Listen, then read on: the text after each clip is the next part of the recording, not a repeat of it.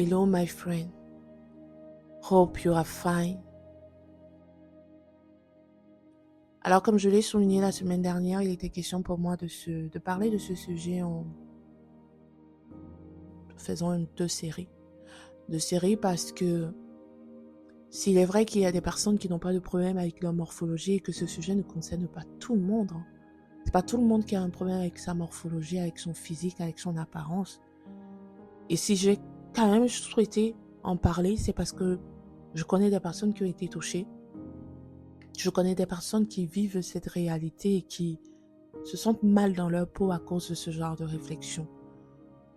Et comme je le disais, je ne m'adresse pas en premier lieu à ces personnes-là, à eux qui se sentent mal ou qui sont touchés par ce genre de réflexion au point d'être complexés, mais je m'adresse surtout à nous, afin que soit plus responsable des autres, aussi intentionnel.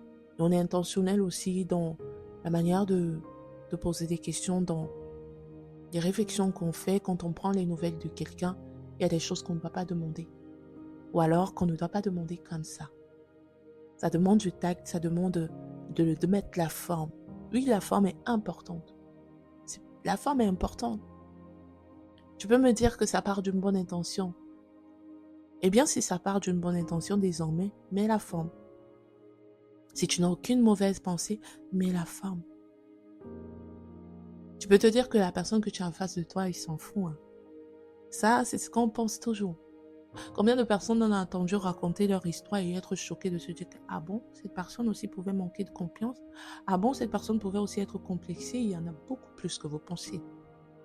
On se fie trop aux photos, belles photos, à ce que les gens nous montrent. Mais la réalité est bien plus différente.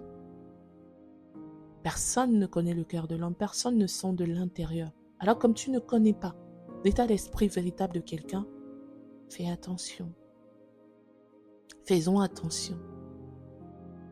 Tu peux te dire, la personne, c'est pas grave, elle, je peux me permettre. Non, non, tu peux pas te permettre. Tu peux pas te permettre. Pars toujours du principe que tu ne sais pas dans quel état d'esprit est la personne. Si la personne a toujours été comme ça, qu'est-ce qui ne te fait pas croire justement qu'à force de lui faire des réflexions sur ce genre de sujet, ça peut créer en elle ce qui n'avait pas été. Avec le temps, on pense que les gens sont plus forts. Et s'il est vrai pour certaines personnes qu'avec le temps, ils deviennent plus forts avec d'autres, pour d'autres personnes, avec le temps, ils deviennent plus vulnérables, plus fragiles. Faisons attention, parce qu'ils vivent des situations au quotidien qui les ont rendus ainsi.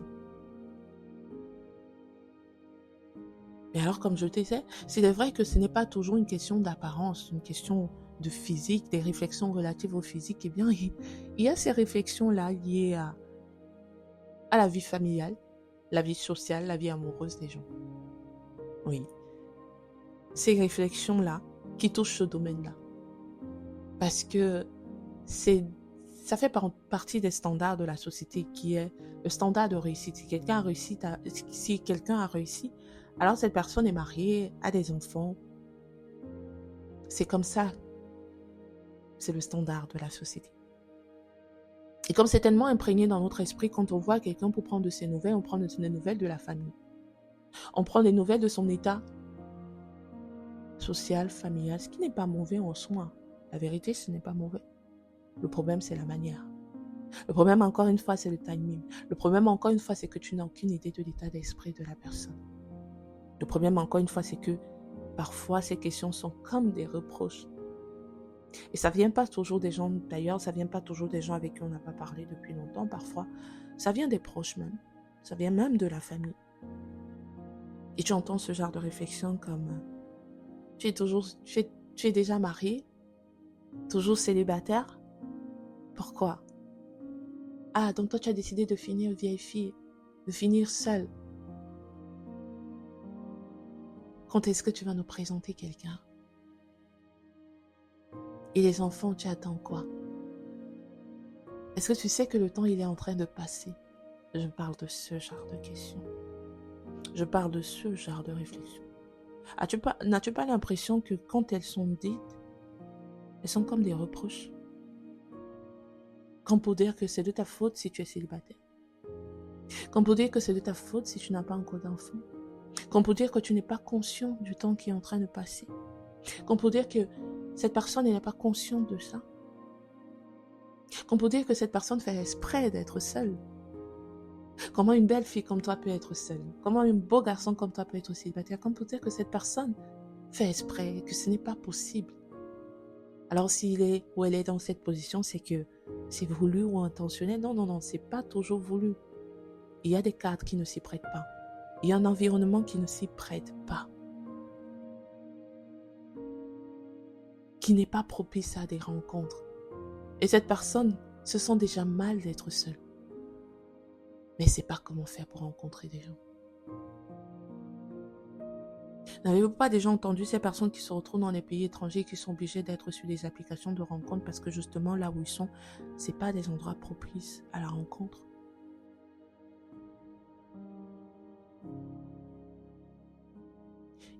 Il y a toujours comme une sorte de reproche. Et ce qui est parfois étonnant, c'est de voir des personnes qui posent cette question, non pas parce qu'ils veulent vraiment avoir de tes nouvelles, hein. Non, c'est qu'ils sont en train de se renseigner. Il faut être sûr que vous êtes dans le même bateau, parce que lui ou elle ne vit pas encore ces choses-là. Ok, ça va, ça me rassure si elle-même aussi elle est comme ça. Et il y en a d'autres qui, eux, vivent déjà ça et qui croient que c'est la bonne manière d'exprimer de l'exprimer de cette façon. Parce que eux, ça a été peut-être plus facile pour eux. Alors ils peuvent se permettre de te dire ça. De te poser ce genre de questions, de te dire dont tu vas rester comme ça seul, dont tu as décidé de ne pas avoir d'enfant. Qui t'a dit qu'elle a décidé de ne pas avoir d'enfant en fait? Tu connais ce par quoi elle passe? Comme toi, ça a été facile d'avoir des enfants. Est-ce que tu oublies qu'il y a des femmes qui ont des difficultés à concevoir? C'est ça? Ça doit se lire sur son visage qu'elle a une difficulté à concevoir. Ou que peut-être son mari a une difficulté à concevoir. Tu ne sais pas. Tu ne sais pas. Les gens, ils ont le droit d'être heureux. Et quand tu vis quelque chose de beau, c'est normal que tu veux aussi que tes amis ou tes proches le vivent. Tu veux qu'ils se marient, tu veux qu'ils... Mais parfois, ces réflexions sont comme un coup de pression qu'on veut mettre à d'autres personnes. Et ça a été comme ça pour certaines personnes, au point où ils se retrouvent dans des relations mariées avec la mauvaise personne, n'ayant pas forcément consulté Dieu pour leur choix, ayant fait un choix de manière hasardeuse, parce qu'il fallait que je présente quelqu'un, parce qu'il faut que je sois mariée, parce qu'il y a une pression, parce qu'il y a une attente de ma part, et que tous mes amis sont déjà mariés, et que toutes mes amies sont déjà en couple, elles ont des enfants, ils sont toujours en train de me poser ces questions, ils sont en train de me pousser dans ce sens-là. Et oui, c'est normal. Mais toi, en faisant ça, tu te mets à la place de cette personne-là. Si en faisant ça, tu pousses cette personne à faire un mauvais choix, c'est toi qui vas vivre cette relation à sa place.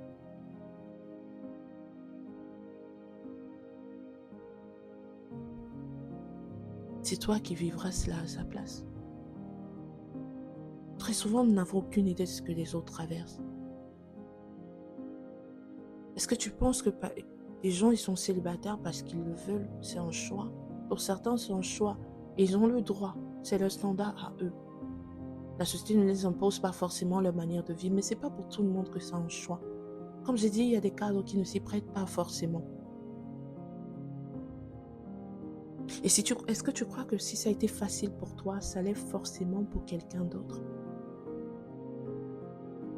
Que être beau, être belle signifie que obligatoirement cette personne, ça va être facile pour elle et que si elle ne l'est pas, c'est qu'il y a un problème ou que c'est son choix, ou qu'elle ne veut pas.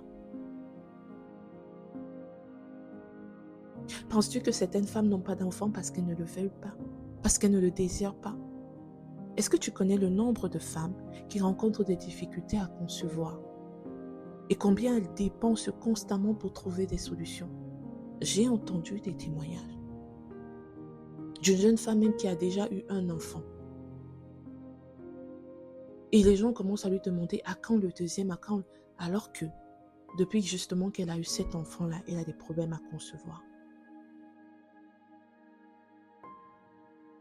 Est-ce que tu sais combien de femmes sont comme Anne, en train de prier désespérément pour avoir un enfant? Et toi, avec tes questions, tu agis exactement comme Pénina. Des questions qui semblent être simples, mais qui sont quelque part aussi des reproches. En lui rappelant comment le temps passe. Non, elle ne voit pas que le temps passe. En fait, tu es en train de l'informer. Tu crois vraiment qu'elle ne voit pas que le temps passe? Pourquoi donner l'impression aux gens qu'ils ne sont pas heureux? Parce qu'ils n'ont pas encore vécu ça. Pourquoi donner l'impression aux gens que tant qu'ils n'ont pas vécu ces choses-là, ils ne sont pas normaux? Alors c'est normal que dès qu'on le voit, dès qu'on voit ces personnes, on doit poser ce genre de questions. Et il est temps qu'on arrête avec ce genre de justification qui se dit quand tu sais finalement ce par quoi la personne passe, quand cette personne décide finalement de parler de sa réalité, peut-être du fait qu'elle a des problèmes à concevoir, qu'elle est dans un environnement qui n'est pas idéal ou toute autre chose, peut-être elle a été blessée, elle a été déçue, elle a perdu la personne avec qui elle avait envisagé faire sa vie, ça l'a traumatisée. Arrêtons de se justifier en se disant si elle ne m'en parle pas, comment je saurais? Je ne savais pas, sinon je n'aurais pas posé ce genre de questions. Tu n'as pas besoin de savoir pour être bienveillant. Tu n'as pas besoin de savoir a priori pour avoir une certaine attitude quand tu t'adresses à des personnes. Tu n'as pas besoin de savoir. Parce que généralement, c'est ce qu'on a comme excuse, qu'on se donne comme excuse. Ah, je ne savais pas. Tu ne savais pas. Ok, comme désormais tu ne sais pas ce que les gens traversent, comme tu ne sais pas ce par quoi certaines personnes passent, comme tu ne sais pas qu'il y a des ânes qui pleurent aussi au pied de l'Éternel et qui prient pour avoir un enfant, qui prient pour avoir un mari, et pas par rapport aux autres, mais qui ont été tellement déçus dans les relations que maintenant ils veulent faire les choses selon le Seigneur et prient vraiment que le Seigneur lui-même conduit, quitte à ce que ça prenne plus de temps. Mais parfois aussi, ça fait mal. Elles se sentent seules. Il y a déjà ce besoin-là qui s'est installé. Avant, cette solitude ne posait pas problème. Aujourd'hui, ça commence à leur peser. Elles en souffrent, mais elles prient. Comme tu ne sais pas qu'il y a des gens qui vivent ça, comme tu ne sais pas effectivement que sa réalité, comme tu ne sais pas la réalité de ce jeune homme, tu ne sais pas peut-être il y a une relation qui l'a tellement brisée qu'il n'arrive pas à faire confiance. Comme tu ne sais pas, fais attention. Faisons attention. Ce sont des questions et des réflexions que j'entends constamment. Certains, même quand ils te posent ces questions, et après, ils ont ce genre de réflexion comme quoi, ah ouais, en tout cas, Dieu ne t'oublie pas. Attends, qui t'a dit que Dieu l'a oublié? Pourquoi vouloir déjà avoir une attitude de pitié devant cette personne? Donc, cette personne n'est pas normale.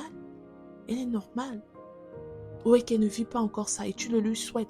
Parfois, il y a des choses qu'on ne doit pas dire. On doit le penser très fort et prier pour ces personnes-là. Si véritablement on sait que ça peut contribuer à leur bonheur, priez que le Seigneur les aide.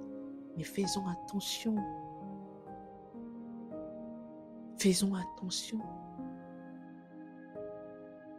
Ces personnes ont un statut, ce sont aussi des êtres humains pleins, complets. Qu'ils soient mariés ou pas.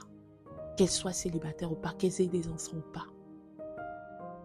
Et si on est véritablement touché, alors prenons conscience aujourd'hui et intercédons pour ces femmes qui ont des difficultés à concevoir. Intercédons pour ces personnes qui se retrouvent dans les zones qui ne sont pas forcément propices à la rencontre. Intercédons pour ces personnes qui ont été déçues, qui ont perdu celui ou celle qu'elles aimaient et qui ont du mal, qui sont traumatisées. Intercédons pour ces personnes qui voient le temps passer, qui sont eux-mêmes, qui ont peur de se rendre compte que ça va être trop tard et qui vont vieillir comme ça. Intercédons pour eux, tout simplement. C'est comme ça qu'on est bienveillant. Tu es béni abondamment.